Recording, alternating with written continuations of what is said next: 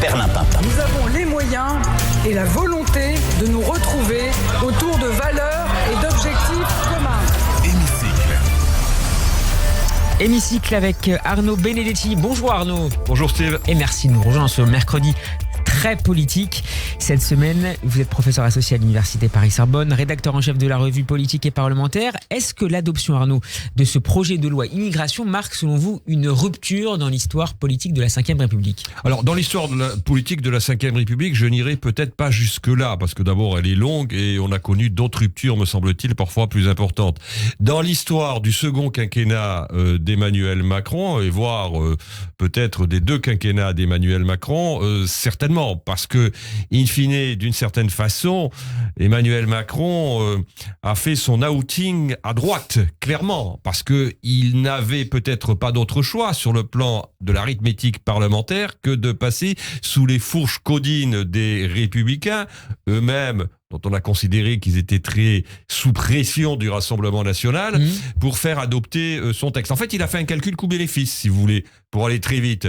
Comme il a vu que ça ne passait pas vraisemblablement, il est allé chercher les réserves de voix qui lui semblaient les plus propices à faire adopter ce texte, et les réserves de voix qui étaient les plus favorables pour faire adopter un texte sur l'immigration, un texte qui plus est durci, puisque c'est la version du Sénat qui, in fine, a été retenu à 90% lors de la fameuse commission mixte paritaire. Il est allé les chercher à droite.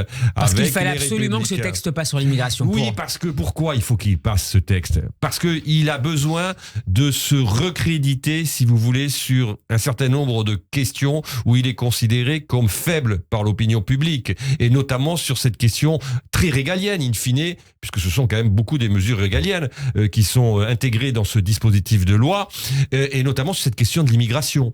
Donc, pour lui, il fallait véritablement qu'il y ait un texte qui soit voté, parce que l'opinion est en demande. Tous les sondages montrent que une large partie de nos compatriotes aujourd'hui souhaitent que l'État reprenne d'une certaine manière le contrôle et la maîtrise de ces politiques migratoires. Donc, il lui fallait ce marqueur, et ce marqueur, il l'a obtenu, mais il l'a obtenu au prix de concessions qui ont fait, malgré tout, trembler une grande partie de sa majorité ces derniers jours. Ça veut dire qu'aujourd'hui, le en même temps macronien, c'est avec la droite et la droite, pour ne pas dire l'extrême droite ? C'est tant est que le en même temps ait existé un jour. Moi, j'aime à dire que c'est surtout une formule de marketing.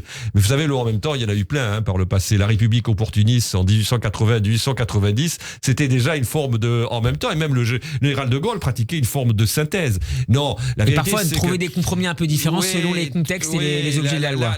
Si vous voulez, on l'avait déjà vécu.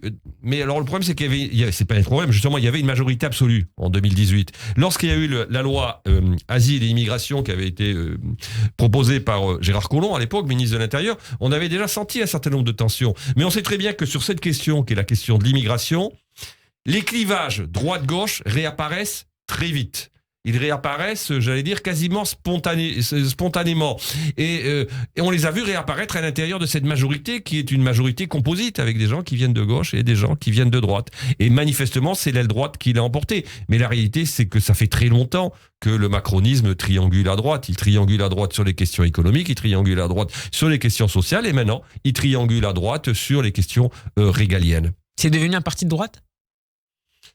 S'il fallait le situer aujourd'hui idéologiquement au regard, malgré tout, des symboles qui sont les siens et peut-être même du bilan qui est le sien, il est plutôt aujourd'hui un parti, en tout cas de centre-droit. Clairement, même si Emmanuel Macron est parti du centre-gauche. Mais on voit quand même qu'il y a une évolution. Les poids lourds de ce gouvernement, prenons quelques-uns des poids lourds de ce gouvernement, ils sont principalement à droite aujourd'hui. C'est M. Darmanin, c'est M. Le Maire. Les grands ministères régaliens sont très souvent aux mains de ministres de droite. Le ministre de la Défense, M. Lecornu, est un ancien LR. L'exception est à Matignon. L'exception est à Matignon, mais je rappelle qu'entre 2017 et 2022, M. Macron avait nommé 2 premiers ministres qui étaient issus des rangs des Républicains, M. Philippe et M. Castex. Et donc c'est une parenthèse, Elisabeth Borne à Matignon, qui va se terminer bientôt ? Je n'en sais rien. En tout cas, elle était une caution d'une gauche qui est une gauche quand même très très centriste, très technocratique. Si vous voulez, elle ne parle pas à la tribe de gauche, vraisemblablement, comme un certain nombre de leaders de gauche pourraient parler à cette tribe-là.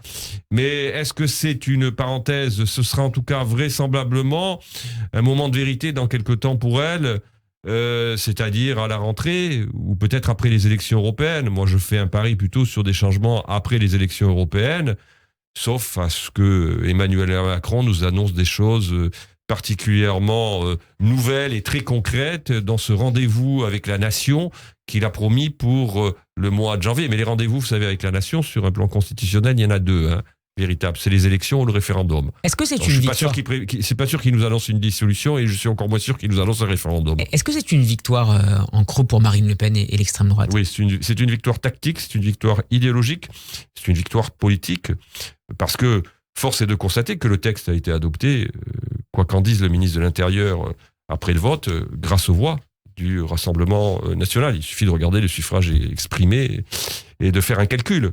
Sans les voix du Rassemblement national, ce texte n'était pas adopté. Donc c'est une victoire pour elle.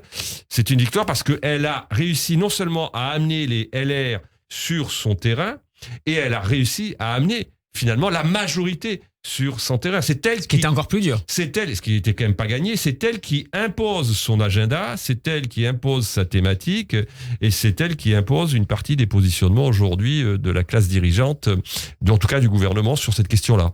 La loi va être transmise aujourd'hui par le président de la République au Conseil constitutionnel. Quelles sont les options qui s'offrent désormais à Emmanuel Macron, qui s'exprimera dès ce soir dans l'émission C'est à vous sur France 5 ?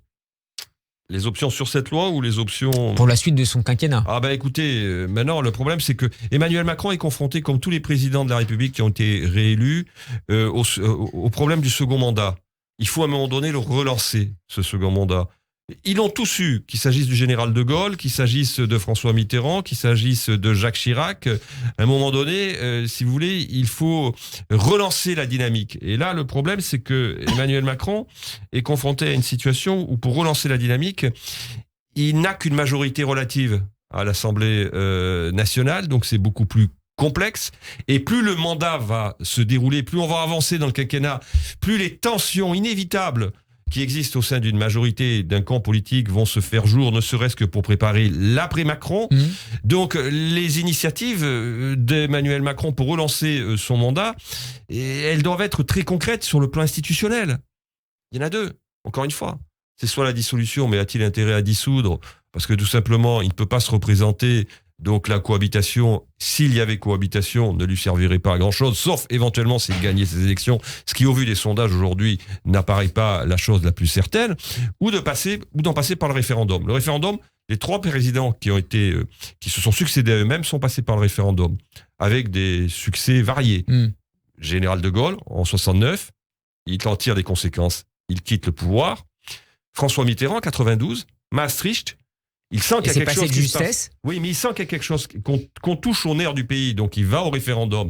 Ça passe de justesse. Et Jacques Chirac, en 2005, lui aussi, propose un référendum sur le traité constitutionnel avec le résultat que l'on connaît.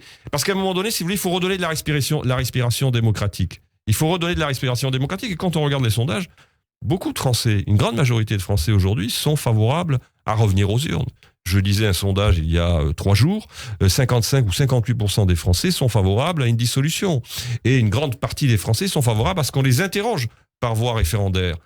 Le problème, est-ce qu'Emmanuel Macron ira jusque-là ? C'est la question, elle reste ouverte. Merci beaucoup Arnaud Benedetti d'avoir été avec nous. On peut vous réécouter en podcast sur radioj.fr et vous retrouver en vidéo sur YouTube. Bon après-midi à vous. Bon après-midi.